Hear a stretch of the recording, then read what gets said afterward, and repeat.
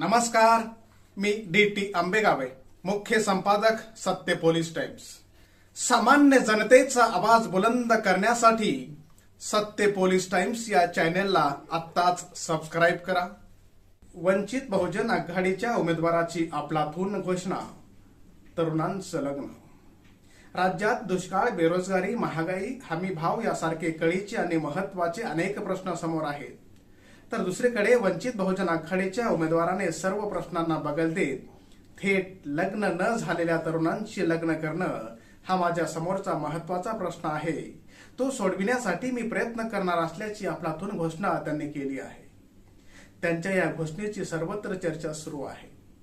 वंचित बहुजन आघाडीकडून रमेश बारसकर यांना उमेदवारी जाहीर झाली आहे, त्यामुळे ते आज पंढरपुरात विठ्ठल दर्शनासाठी आले होते। यावेळी त्यांनी माध्यमांशी बोलताना मतदारसंघातील लग्नाळू तरुणांच्या समस्येवर भाष्य केलं।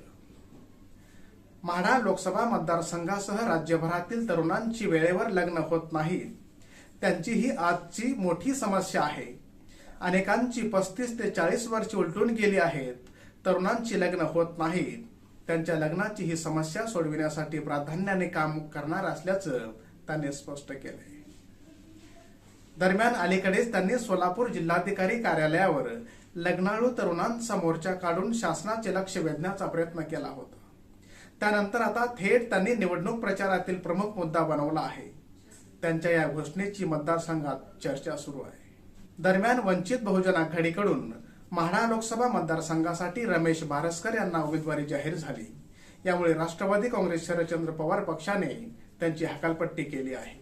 त्यांनी महाविकास आघाडीकडे माढ्यातून उमेदवारीची मागणी केली होती। सामान्य जनतेचा बुलंद आवाज, सत्य पोलीस टाइम्स।